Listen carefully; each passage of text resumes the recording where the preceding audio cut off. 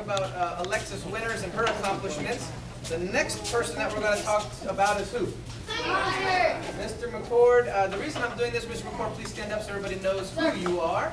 The reason I'm doing this is because this young man for the last year has put in a lot of training, private lessons, extra training, traveling to a lot of tournaments. He has seen the country quite a bit. But he was trying to go for state champion in the whole state of Florida. In his division, he did extremely well. I wanted to let you know how his accomplishments went. This last couple weekends, he went to a district tournament, which is where all the kind of heavy hitters are going to see if they can get to Worlds to go for that state championship. And in that big tournament, he placed second in sparring and second in weapons. So that was a huge accomplishment for him. Cheer for him now.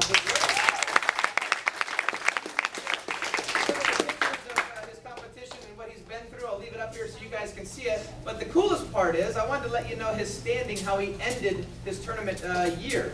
Now remember, this is parents in the whole state of Florida for his division. So it's not just in, Master Wilbur's ATA school. It's in the whole state of Florida. Connor scored in his form category. He was third place in the entire state of Florida.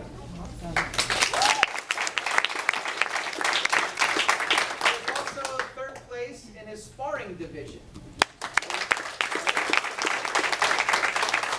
In the weapons division, he finished 9th place in the state of Florida. And in combat Bomongi sparring, he finished 2nd place in the state of Florida. To actually finish in the top 10 in all 4 categories is extremely difficult. Extremely difficult. And this young man placed in the top 10 in all 4 categories. So I was teasing Master Fort because I don't know if you guys are familiar, but Master Fort is a 14-time world champion. So that's off the charts.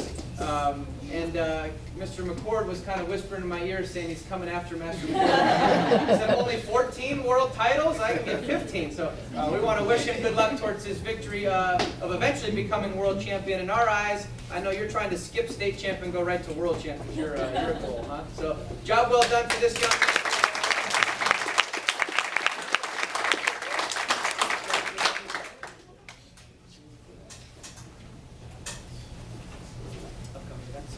So with that being said, with the tournament competition, we have some great tournaments coming up in the future here. World Championships is coming up in Little Rock, Arkansas, which is the biggest ATA event that we host. That's July 8th through the 14th. And that's where Mr. Heller is actually going to be going for finishing up his mastership process. And when he comes back from there, looks like we're going to have then 3 masters at the school, which again is unheard of in a lot of schools. And then Ms. Garrity will be testing for 6th degree at that event. And then hopefully within the next a year or so, we may have 4 masters at the school. So what do you think? Pretty good? That's pretty good. That's pretty good.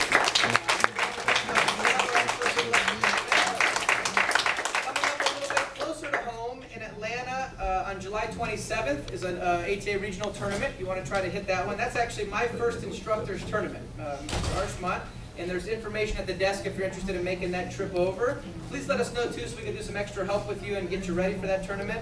And then Panama City tournament, always a fun one to hit because it's right here and you make a weekend out of it. August 31st, so it's over Labor Day weekend will be that Panama City tournament. We're going to try to push, because that's a Grandmasters tournament, we want to try to push to get a lot of competitors from Tallahassee over there.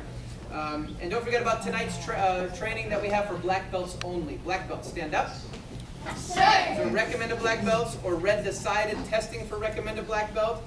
We invite you back at 6 o'clock this evening for our black belt workout, and then we're doing a soap and candle ceremony afterwards. So color belts, not yet. You guys are working your way up to that level, but we also opened it up for the kids to come in, for the juniors to join our event tonight.